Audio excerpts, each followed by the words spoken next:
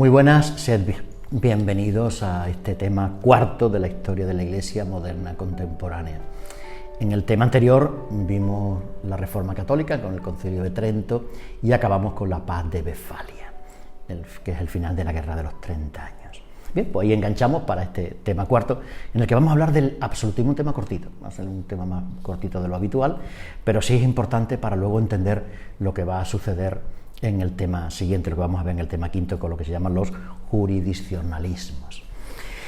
La Iglesia Católica, a partir del siglo XVII, mitad del siglo XVII, Paz de Westfalia, va a tener una serie de consecuencias importantes para ella. Francia pasa a ser la potencia hegemónica en Europa. Es la primera potencia católica. Además, se convierte en un centro de renovación espiritual y teológica.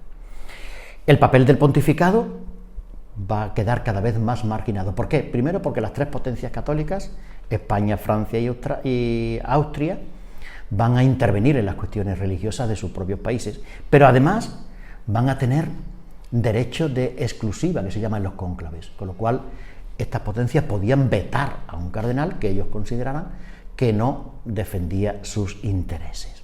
A eso hay que unirle lo que llamamos los jurisdiccionalismos, es decir, la intervención de los estados, de las monarquías y del Estado en las cuestiones de la Iglesia, que va a tener un nombre distinto en cada país. En Francia, galicanismo; en Alemania, episcopalismo; en Austria, josefinismo; en España serían las regalías. A eso hay que unirle que los estados pontificios han perdido totalmente su hegemonía, quedan en un segundo lugar, y que también, no hay que cerrar los ojos a esto, que los papas del momento tampoco son gente muy preparada y gente con una calidad como para llevar a cabo, posicionar a la Iglesia ante esta potencia. Hemos visto anteriormente que el norte de Europa queda protestante, Holanda pasa a ser también parte calvinista y bueno, terminamos lo que se llama una época confesional. Esta confesionalidad se da a partir, hemos dicho, de la Paz de Westfalia, 24 de octubre de 1648. Con esta paz acaba la lucha entre católicos y protestantes. También acaba lo que vimos en el tema anterior, la lucha de Dinamarca y de Suecia por controlar el Báltico y también por entrar en Alemania. Acaba la disputa entre Francia y España por la hegemonía. Pero sobre todo, lo que nos interesa es que aquí hay dos principios fundamentales para entender a la Iglesia. Por un lado está el principio tradicional, el católico, el del emperador. ¿Qué piensa? Piensa en un orden europeo, con una visión cristiana del mundo, donde los intereses de la Iglesia, los intereses supranacionales, están por encima de los particulares. Frente a esta visión del emperador y del mundo católico está el mundo protestante, el mundo racionalista, incluso Francia también podemos meterle aquí, que habla de una diversidad religiosa, una diversidad nacional y una diversidad ideológica. La cuestión religiosa no va a tener ninguna solución, todo queda como en la Paz de Augsburgo, 1555, pero además ahora ya no solamente se reconoce la Iglesia católica y la Iglesia protestante, sino que también se reconoce a la Iglesia calvinista. Por lo tanto, lo que habíamos visto en la Edad Media, esa unidad religiosa, se rompe totalmente. El Papa ya no tiene ningún poder. Las palabras del Papa no tienen ningún efecto en la política europea. Y hay una serie de limitaciones geográficas donde cada religión va a pertenecer a una zona. Así que tenemos la Iglesia católica, que va a estar fundamentalmente en el área latina: Austria, Baviera, Irlanda y la parte de los Países Bajos que pertenecía a España. La Iglesia protestante estarán fundamentalmente en los países nórdicos y noroccidentales de Europa, así como en Gran Bretaña y Suiza. Durante el Renacimiento se había ido produciendo un desarrollo del individualismo y de la personalidad, es lo que más caracteriza al Renacimiento, que además va a influir mucho en la Iglesia. Es el tiempo del laicismo y de la secularización, aunque no tiene nada que ver ese término secularización con el término actual. Por favor, no confundamos, porque las leyes civiles van a seguir aceptando a las leyes canónicas. Es más, las únicas válidas son las leyes canónicas, que tienen nivel civil. El Estado reconoce el matrimonio religioso como única forma de matrimonio, reconoce el voto religioso, incluso exige que se cumpla y se vigila, se cumple el descanso dominical, se permite la censura eclesiástica, etc. Pero sí hay algo nuevo, y es que cada Estado y cada Iglesia nacional empieza a ser autónoma en su territorio. No podemos entender toda esta época, la época del llamado absolutismo, donde las monarquías se convierten en monarquías absolutas, sin tener un poquito en la cabeza qué es lo que estamos diciendo. Y además, estas monarquías absolutas no permiten que un Estado extranjero, que sería la Iglesia, puedan intervenir en su Estado. Eso no entra en las cabezas coronadas, digamos así, que en Europa, Francia, España, Austria, etc. Y además hay una justificación ideológica: ser rey por la gracia de Dios. Por lo tanto, el rey es el que tiene todo el poder. Se ha superado el feudalismo y aparece una centralización de la administración, una legislación poderosa. Y aparecen lo que son los derechos regios, los derechos que tienen los reyes absolutos frente a esa Iglesia. Es verdad que hay dos concepciones de la Iglesia. Una, la que da el teólogo Roberto Bellarmino, que habla de la Iglesia como una sociedad con los mismos títulos, características y etcétera que la sociedad civil. Y luego, siglos después, aparecerá Rosmini, que dirá que la Iglesia es algo totalmente distinto a la sociedad civil. La Iglesia será separada del Estado y pobre. Bien, son dos concepciones distintas que van a ir apareciendo a lo largo del 17 y el 18. Lo importante para nosotros es que el Estado es un Estado absoluto, el que manda es el rey, tiene todo el poder, por lo tanto no va a permitir que la Iglesia entre en su jurisdicción. ¿Cómo? Pues adquiriendo una serie de derechos a lo largo de la historia, es lo que se conoce con el nombre de Circa Sacra. Son los derechos que los reyes van a ir adquiriendo a lo largo de la historia. Yo os pongo aquí 10 derechos. El primero es ius advocatiae e protectionis. El monarca protege a la Iglesia de todos los peligros y ataques a su unidad y a su pureza. Por tanto, el monarca tiene autoridad para perseguir a los apóstatas, herejes y cismáticos. Ius incipendi. Los estados vigilan y controlan y delimitan las relaciones de la Iglesia con Roma. Supervisan los concilios y las misiones.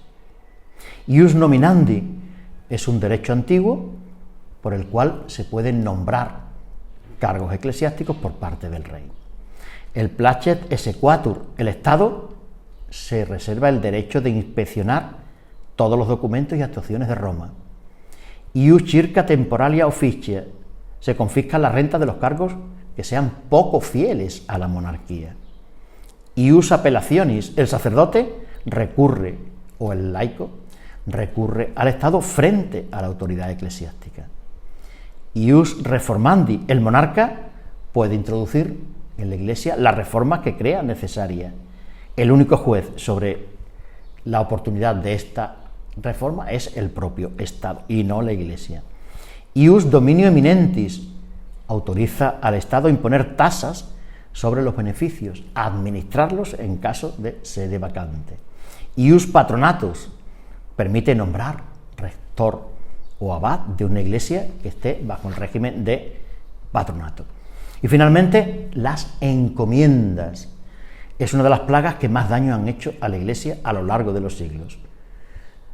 Esta es simplemente un abuso por el cual se concede las rentas de un obispado, una iglesia, de un monasterio, a un eclesiástico o un laico al cual se da el nombre de comendatario. ¿Qué sucede?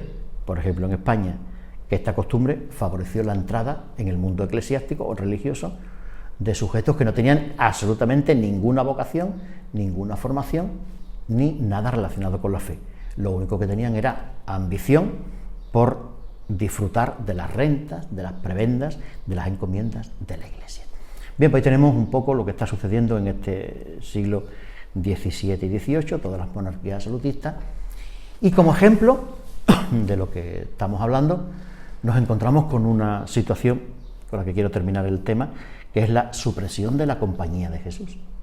Va a ser consecuencia de todas estas monarquías absolutistas. Cuando uno estudia la supresión de la Compañía de Jesús, se encuentra con una serie de estudiosos o de una corriente que habla de una conjura internacional contra la Iglesia, manifestada en la Compañía de Jesús y demás. Hoy día quizás no, dirigida por los filósofos enciclopedistas, por Voltaire y demás, y algunos déspotas ilustrados y demás. Hoy día no se habla precisamente de esa conjura internacional contra la Iglesia, no. Hoy podemos hablar de razones sociales, políticas, económicas, pero sobre todo de razones absolutistas.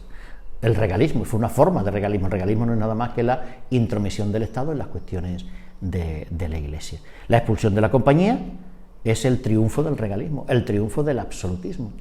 No permite que una orden como la Compañía de Jesús pues pueda estar en su territorio y pueda tener un cierto gobierno.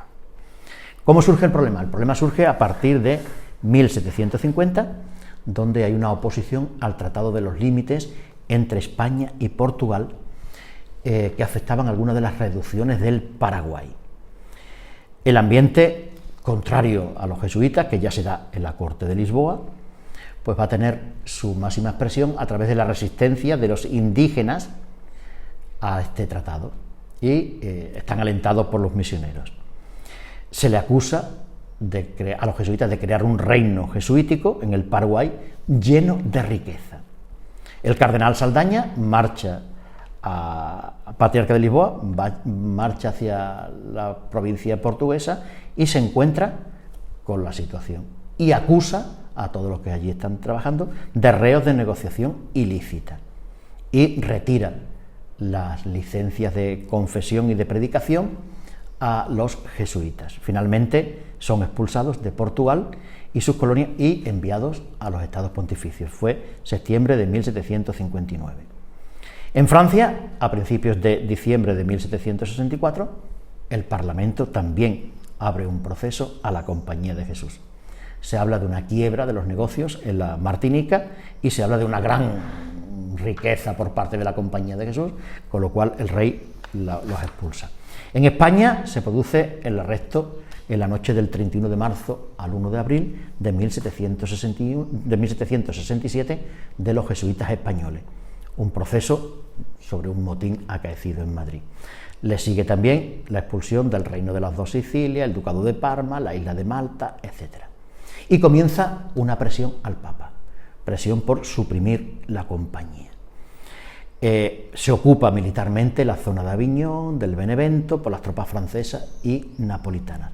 Finalmente se consigue que el Papa Clemente XIV firme un breve, el breve Dominus ad Redemptor, 21 de julio de 1773, y en agosto se publica. Se declara extinta la Compañía de Jesús, tras obtener que la emperatriz María Teresa, por lo menos, no participara en nada ni se negara. Se declara el estado de indiferencia por parte de la emperatriz austríaca. Aquí tenemos un ejemplo de absolutismo y un ejemplo de jurisdiccionalismo y de regalía, es decir, de intromisión del Estado dentro de las cuestiones religiosas. Aquí terminamos este tema sobre el absolutismo, y el siguiente hablaremos sobre las consecuencias de esto a través de los jurisdiccionalismos.